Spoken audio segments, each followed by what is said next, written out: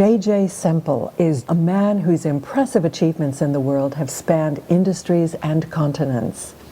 He's an author, screenwriter, and publisher, and for over 30 years, he has been investigating workable methods for activating the Kundalini. Today, JJ Semple is considered one of the foremost authorities on the activation and application of Kundalini. Welcome, JJ. Thank you for having me, Miriam. JJ, tell us what is the Kundalini, and it seems to be a very ancient mystery school knowledge. Tell us about it. Kundalini is a dormant energy that all of us have that resides at the base of the spine. Dormant in that it was once awakened during the substantiation process when we were in the mother's womb, but becomes dormant at the moment of birth. And consciousness, or the conscious spirit, takes over in the form of our senses. So we have really, most of us, betrayed this life force energy. And it's our job to get it back, to find it again. I've never heard that explanation before. That's fascinating. So why would it go dormant? I mean, if it is life force energy, what takes over in its place? Well, we have a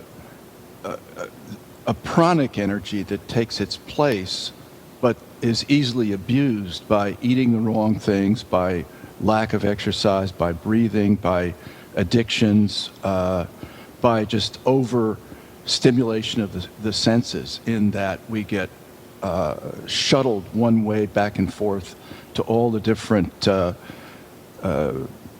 fads that are going at any one time in society. We get taken in by these things. Kundalini is, like I say, that the life force, and we are betraying the life force. It's responsible for our substantiation, and we can recapture it by meditation techniques that I explore in my books that others also have explored. Now, you used the term prana, which in most kind of yogic and Eastern practices is considered the life force. So how is Kundalini different? Well, the secret of the golden flower, the ancient Chinese text that I used, that was translated from Chinese by Richard Wilhelm with an introduction by Carl Gustav Jung back in the 20s, talks about two spirits, the conscious spirit and the primal spirit. And the primal spirit is the Kundalini.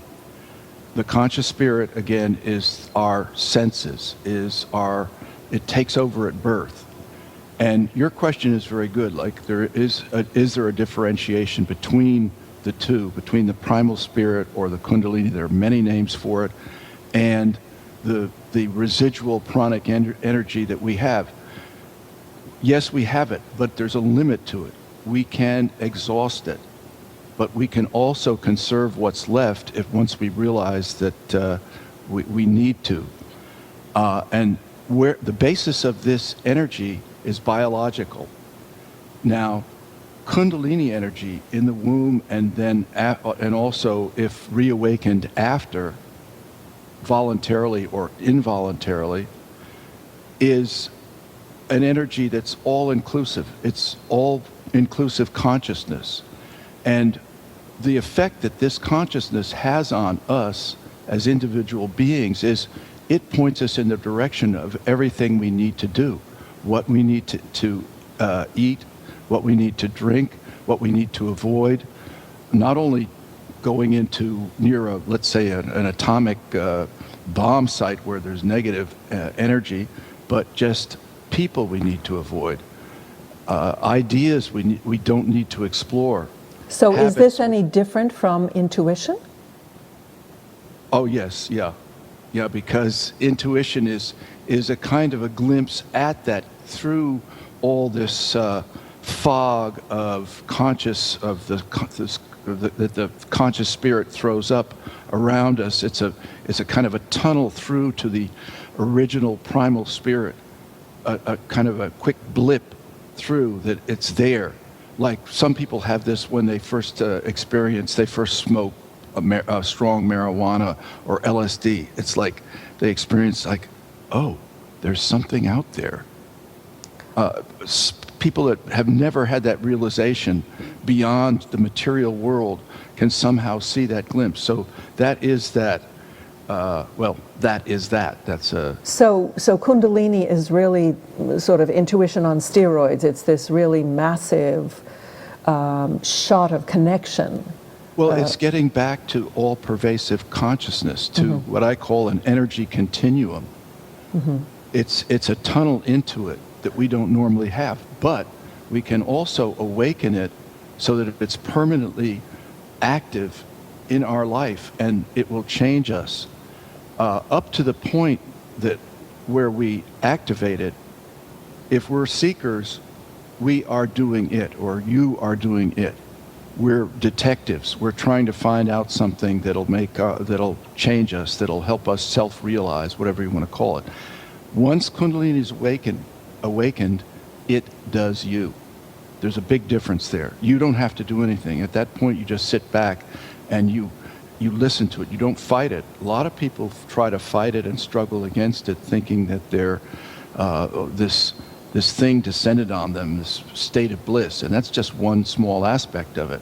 And they either try to recover that, or they're afraid of it, and they try to fight it with using their mental capabilities. You cannot fight it. If it does take over, if you do activate it, the only thing to do is to sit back and let it work on you.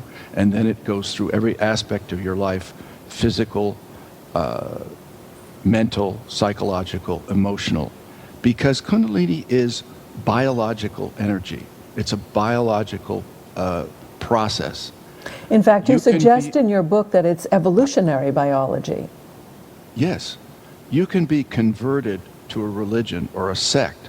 You can't be converted to Kundalini any more than you can be converted to an orgasm or a heart attack. These are biological processes. People get the problem with people's thinking about Kundalini is many people confuse it with religion or sect or black magic or something like that. It's none of that. So you're talking about the ecstatic. In God or have any kind of, it's transnational, trans-denominational, trans-geographical. Anybody, anywhere, believing anything can activate Kundalini and doesn't have to have any kind of religious connotations associated with it. So you're talking about the ecstatic experience. Well, first I'm talking about the biology behind it, but the ecstatic experience is just one aspect of it. People that get trapped in that get permanently trapped in that, because there's a whole technique of learning to live with Kundalini that I explain in depth in my book, The Biology of Consciousness, Case Studies in Kundalini. Now you have another book called The Backward Flowing Method, The Secret of Life and Death. Now that's a pretty dramatic title. What's that about?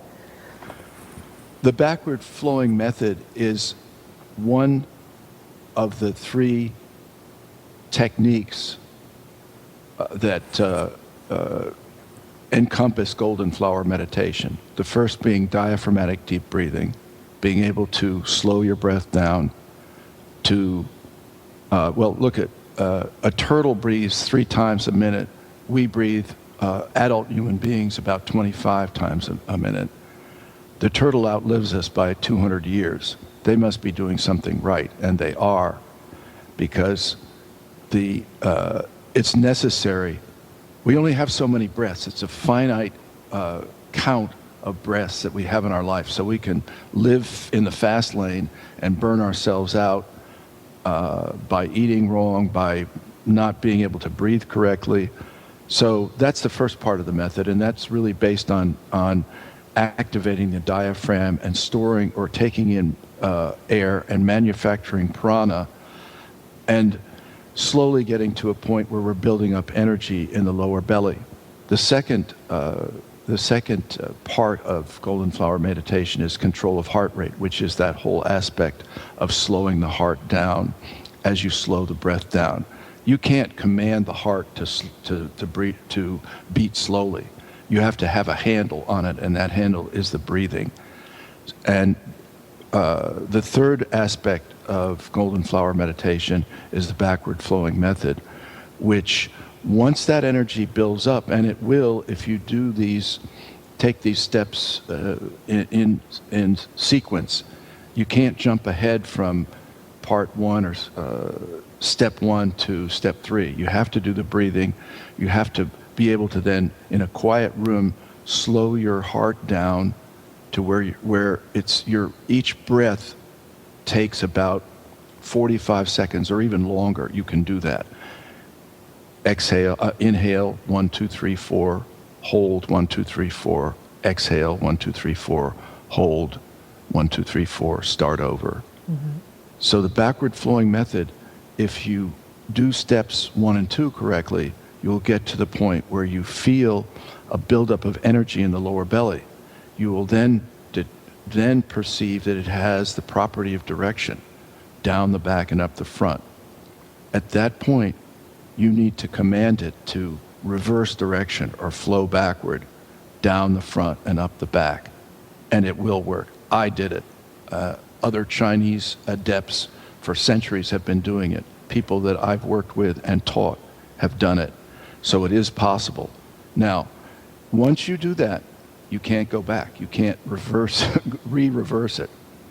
So you are then in for a Kundalini awakening. And that is a big step, because not everybody is programmed or prepared to do this.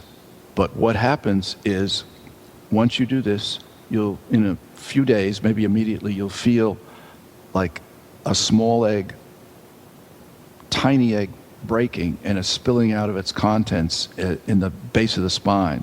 And then slowly, inch by inch, a warm, energetic sensation climbing up your spine. It takes about 3 months for this energy to get into the brain. And once it does, it's like the 4th of July, because this energy has a completely refreshing, nourishing effect on the brain. But at the same time, it also takes command. Mm-hmm. The primal spirit then replaces the conscious spirit, but we're still, because we inhabit bodies, we're still individuals with feet in two different lives, mm-hmm. A metaphysical and a physical life. And we can't suddenly renounce the physical, because we need to keep faith with our bodies.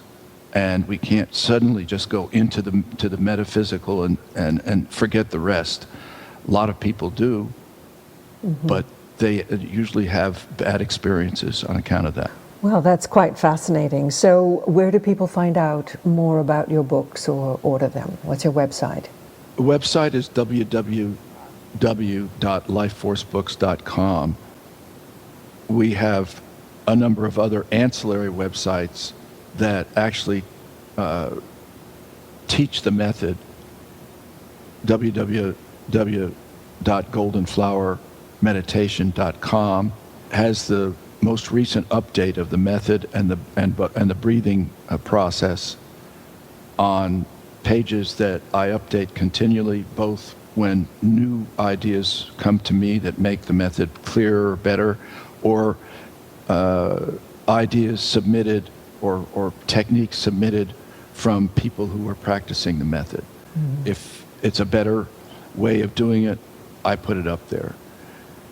And then there's www.commonsensekundalini.com, and we have a blog that I think is really, it's a very good blog, because there are a number of contributors besides myself, so we get some other points of view, and that's the KundaliniConsortium.org. Well, my goodness, how fascinating. We have been speaking with JJ Semple, about his books, Deciphering the Golden Flower, The Backward Flowing Method, and your latest book again was? Seminal retention and higher consciousness, the sexology of Kundalini. Not for the faint of heart. And JJ, thank you so much for being with us. You're welcome.